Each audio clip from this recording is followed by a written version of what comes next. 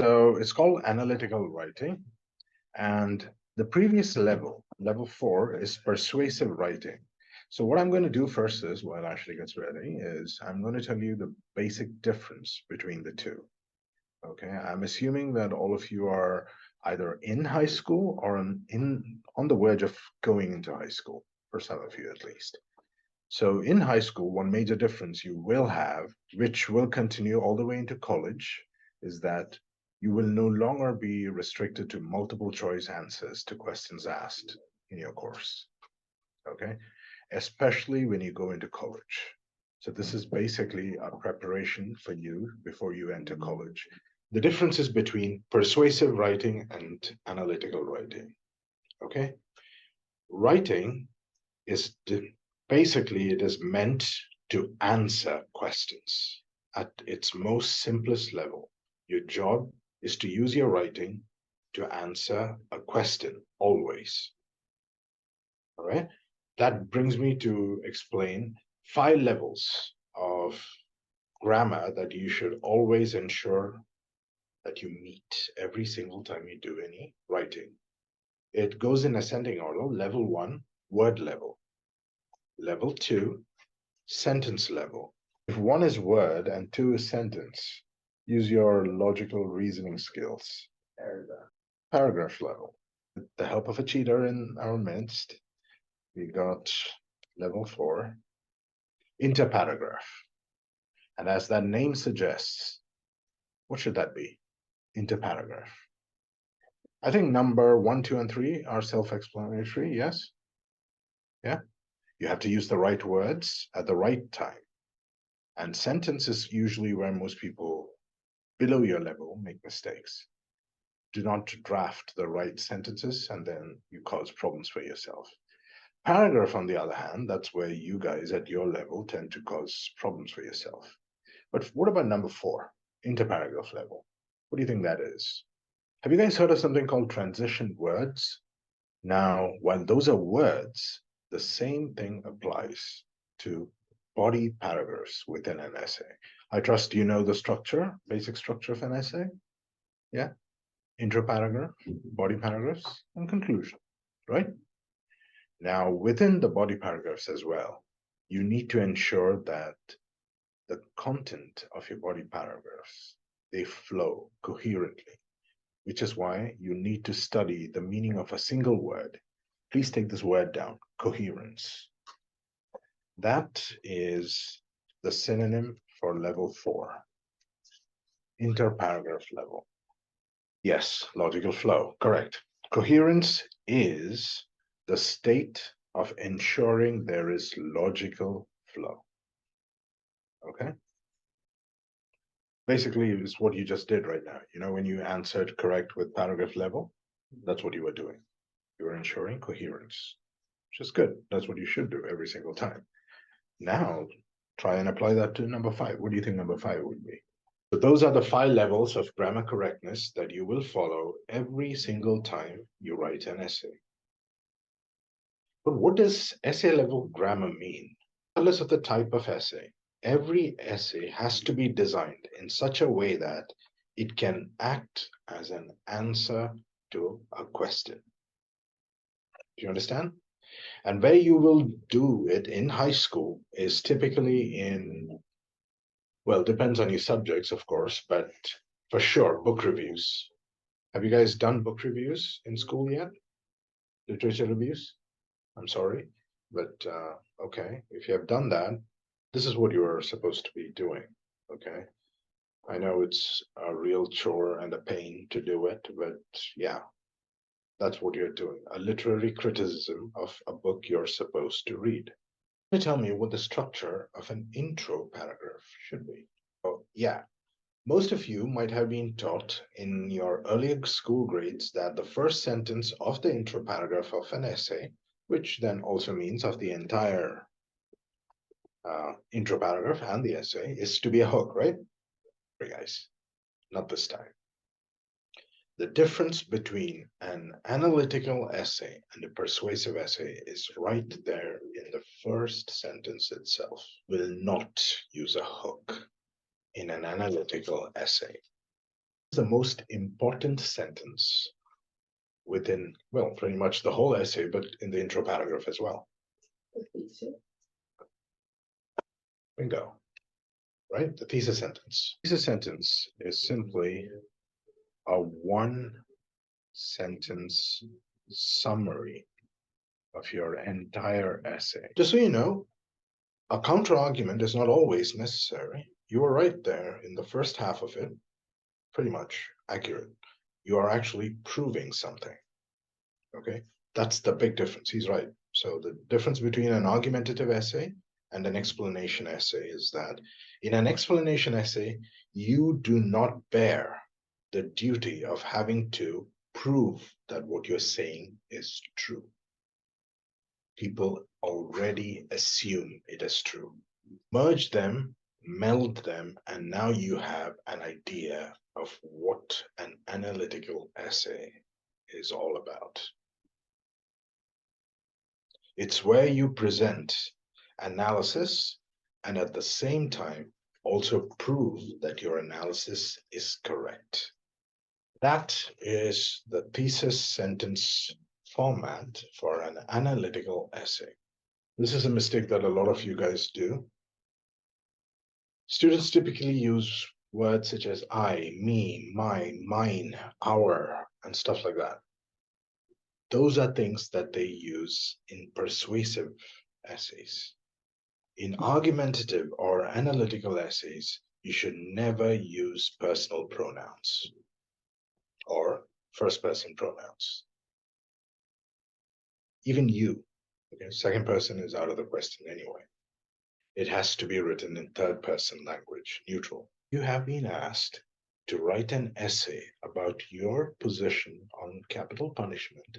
What should your first sentence be? The last sentence is supposed to be the thesis sentence, and the first sentence is supposed to be the definition of whatever the subject topic is. What about the rest then? The sentence to transits from the definition of topic to what your thesis is. You're right in what it should be, but you were wrong in when you said that it's a sentence. Do you know why? That brings us to the assumption that there should be only 3 sentences in the intro paragraph. Never do that. Never restrict yourself to that number, because you will find that more often than not, the more sentences you include in the intro paragraph, the easier it'll be for you. It is called framing your argument. The intro paragraph is where you frame your argument. Now you guys need to know what that means. What is establishing context and framing the argument? So let's go with our old example. We were talking about your position on capital punishment, okay? So just as a normal class exercise, let me go with everyone in class and find out what indeed is your position on capital punishment. Capital punishment, often referred to as the death penalty, is the execution of a person for a crime, and this punishment is for the most serious crimes such as terrorism or murder. Sure, but we need it to be a definition in one sentence. Can you make that one sentence? Capital punishment, often referred to as the death penalty, just the person is the execution of a person as a punishment for the crime. That's shelf there. Think of a shelf in which you place books. Yeah, it has 4 corners. Okay, 4 sides. Yeah. Think of that as your entire essay. Whatever you put inside of it, that's your entire argument. Nothing that is outside of that closed environment should matter to your essay. But that also means that you should identify the number one goal of everybody who writes an analytical essay. Do what that is. How do you know if you have made a good argument? So your goal is to ensure that your argument is unbeatable, which also then means you have to ensure that your essay is as specific as possible. And what does that mean? What would be the biggest difference? Biggest difference there would be that in a persuasive essay, you have to take your audience into account. An analytical essay, it is nothing but objective truth. That's it, independent of people. Do you understand? Which brings us to the death penalty topic. So you guys all said, right, it is giving punishment for death and all that, right? If that is the case, why is it called capital punishment? If a convicted criminal is killed by another person, is that considered capital punishment then? No. You guys said no. And my question is, why not? If the only thing is that the convicted criminal has to be put to death, it should be, based on your own claims. But all the punishments have to be referred to like the Supreme Court. So you're saying if the Supreme Court kills a person, it's capital punishment. Okay, how many people do you know that have been killed by the Supreme Court? The answer is actually no, it's a trick question because the Supreme Court doesn't really kill people. But they put the decision to. Exactly. Now you see how we're becoming more precise? Who actually does it then? There we go. What is the term used, the overall term used to describe that entire mechanism? You guys heard of the use of state? When the state or the government is used to punish somebody with death, only then do we call it capital punishment. Now, do you guys agree? It's only when the government does it. Yeah. Now, if you include this in your definition, yes, Fangda? Wouldn't like, so if a random person just kills the committed murderer, it's not capital punishment because then it would be referred to as murder. Exactly.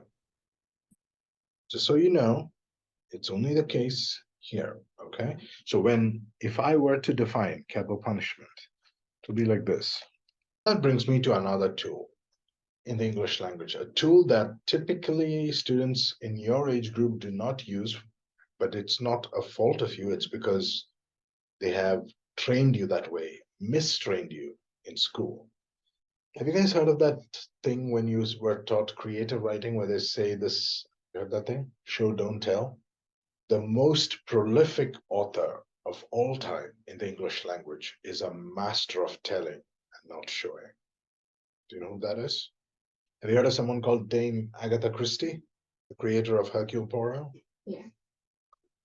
Yeah. Murder on the Orient Express? And Agatha Christie's writing style is known for one thing in particular, the use of one particular kind of words. I would say that the most commonly used adverb in the English language is very.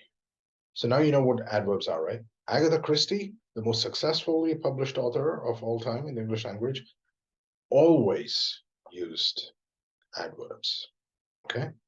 And I just gave you a tip to make your writing appear sophisticated. Use powerful adverbs. Remember, you need at least 2 reasons to create a thesis. I could have used punish. I could have. But instead, I've deliberately used penalize someone.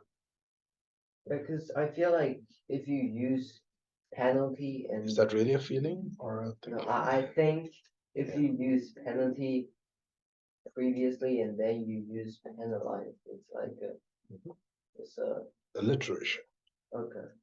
It's a rhetorical device called alliteration, where you follow similar sounding words simultaneously. Mm-hmm. You're right. Yeah, I know. I did it deliberately. But now, note how I began the sentence by using a specific transition word, typically. Remember, she said the death penalty is given when someone commits murder. When I said that is not always the case. But when I say typically, I am also implying that this is usually given for this one. Majority of cases, the death penalty is used in first-degree murder.